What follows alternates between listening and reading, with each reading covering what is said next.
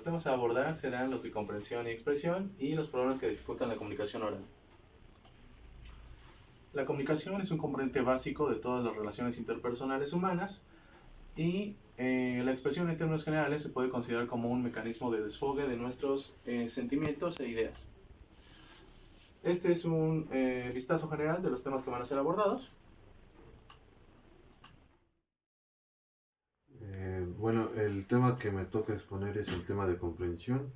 Este tema es un tema que muchas personas no lo entienden, no saben qué es lo que significa. Lo que significa la comprensión se refiere a poder entender algún concepto, poder tomar referencia, poder tener un entendimiento de algo que una persona te explica, algo que una persona te dice. De esta comprensión existen algunas otras, que sería la comprensión de lectura y la comprensión oral. En la comprensión de lectura lo que se refiere es al poder comprender un texto, o al momento de que tú lees, en lugar de leerlo así rápido, lo puedes leer despacio y comprendiendo qué es lo que dice o lo que te va mencionando en el libro, ya sea un libro de ciencia, un libro de literatura, un libro de ficción, un libro de X tema. Eso sería la comprensión lectora. Igualmente en las clases, cuando te ponen a leer, te ponen a presentar algo, lo que tienes que hacer es comprender lo que estás leyendo y poderlo explicar. Eso sería en torno a algunas clases. Igual el término de comprensión se refiere a ser como paciente, entender los sentimientos de alguna persona, tener la comprensión de qué es lo que está pasando. Un ejemplo sería el decir que yo comprendo cómo se siente una persona. Si una persona se siente de X forma, no tú puedes decirle yo te comprendo cómo te sientes porque a mí me pasó lo mismo o a mí me está pasando igual. Esa sería una forma igual de comprender. La comprensión oral es como lo que acabo de decir, nada más que al momento de escuchar algo que te están diciendo, te están explicando, en lugar de no sé, hacer alguna otra cosa y no poner atención, lo que tienes que hacer es poner atención y comprender lo que están diciendo para poder escuchar, ya que no es lo mismo escuchar que oír. Si tú escuchas, tú comprendes lo que te están diciendo y lo, lo que te intenta decir la persona. Si la persona te está, no sé, contando algún tema o explicando un tema, no ponerle atención y tratar de comprender lo que te está diciendo. Es lo mismo que pasa en algunas clases que te están explicando y tú te quedas nada más como que viendo la nada o no sé, intentando hacer otras cosas pero no es poniendo atención, que es al final dices no, pues no entendí o no comprendí lo que me dijo. Esa es una forma de comprensión oral. Y básicamente la comprensión es poder entender algo que te están diciendo, algo que te están explicando, algo que puede ser importante, importante para lo que vas a hacer o lo que estás haciendo, pero entendiéndolo y comprendiendo lo que te están diciendo. Ya, ¿cuánto duró? Hay unos factores igual esenciales que influyen en lo que es la comprensión oral, perdón, comprensión lectora, que son el lector, lectura en la lectura que se está llevando a cabo, los conocimientos que la persona puede llegar a tener de la lectura y las formas en que se utilice para poder realizar la dicha acción del comprender lo que está leyendo.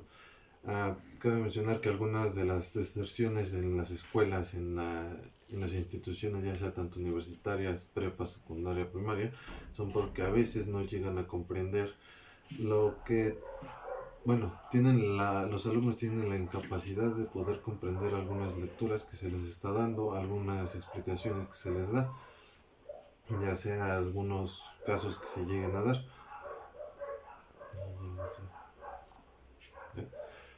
Bueno, y en conclusión, la comprensión lo que es poder entender lo que te están diciendo, poder entender lo que tú estás haciendo, lo que estás leyendo, Y la comprensión es lo que nos ayuda para poder mejorar en algunos aspectos, poder tener algunas mejoras en cuestión académica, en cuestión personal, porque aparte de eso, por la forma que tú llegas a comprender, puedes entender y dar a entender a algunas otras personas.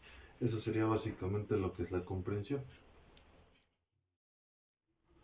Y comenzamos con la definición del término expresión según la RAE, que puede ser la especificación o declaración de algo para darlo a entender, o bien una manifestación de los afectos y las emociones. En el caso específico de la lingüística se habla del plano de la expresión y ahondaremos un poco en el tema más adelante. La expresión proviene de la raíz latina expressus, que significa exprimido o salido. De una forma metafórica podemos considerar que estamos exprimiendo nuestro corazón o nuestro cerebro para expulsar, para sacar nuestras ideas o sentimientos. La diferencia principal entre expresión y comunicación es que en el caso de la expresión la esencia es sacar simplemente. En el caso de la comunicación la esencia principal es compartir. Debe existir un intercambio de ideas o sentimientos y convertirlos en bienes comunes. Para comprender qué es el plano de la expresión hay que recordar el significado de los conceptos significante, significado y signo lingüístico.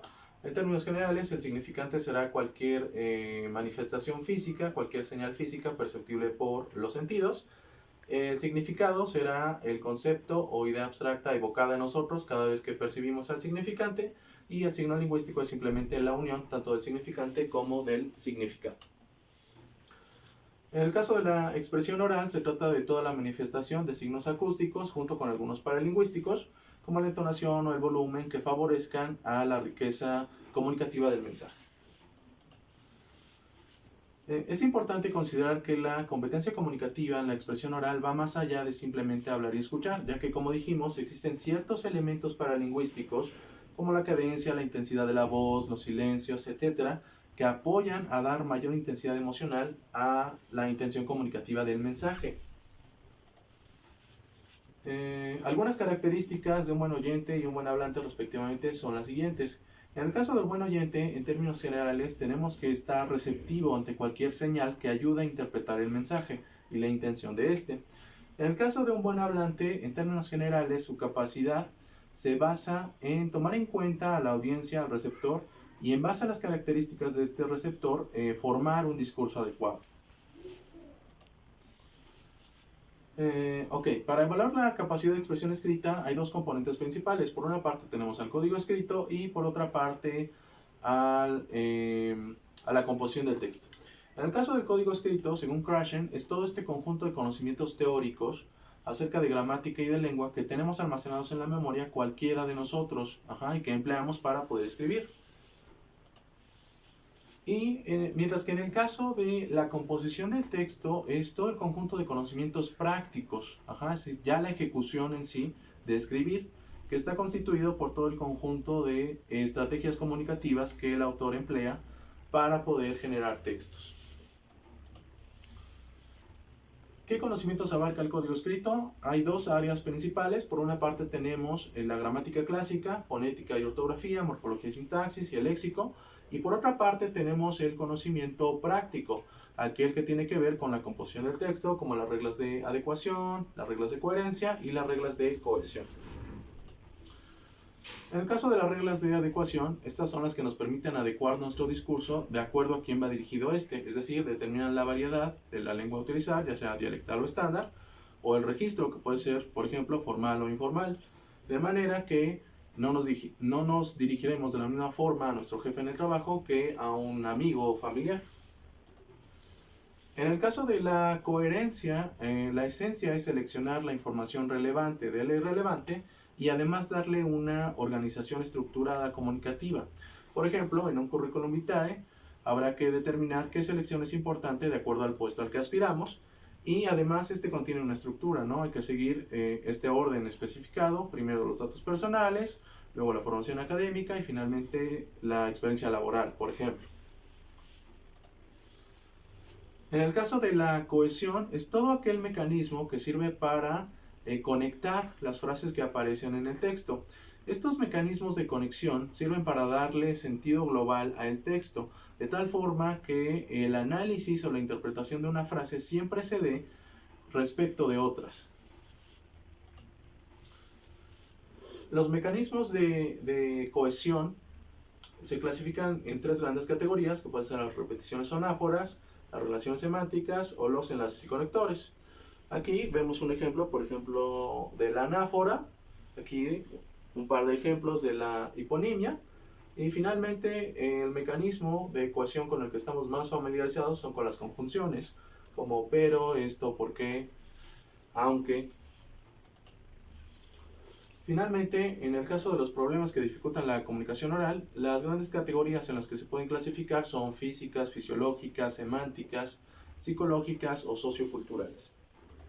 En el caso de las barreras físicas, son todas aquellas condiciones presentes en el ambiente que dificultan la comunicación, como pueden ser ruidos, iluminación, distancia.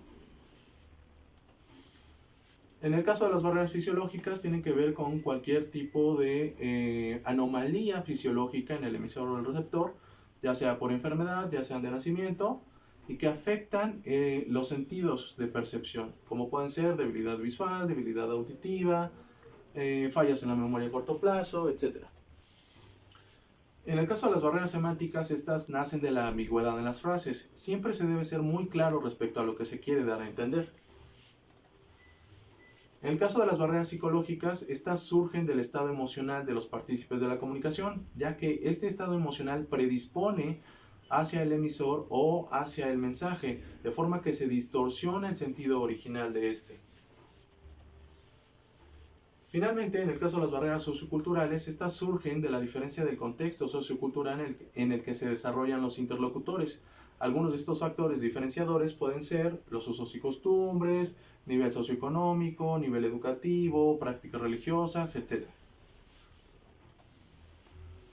Finalmente, debemos comprender que tanto la comprensión como la expresión son procesos complementarios y que ambos son constitutivos de la comunicación.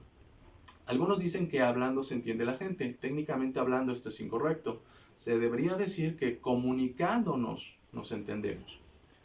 En términos generales, debemos deshacernos de nuestros prejuicios y de las preconcepciones que tenemos para poder acercarnos a nuestros semejantes con una verdadera intención de compartir, es decir, de comunicar. Solo de esta manera podremos avanzar como sociedad. Muchas gracias por su atención.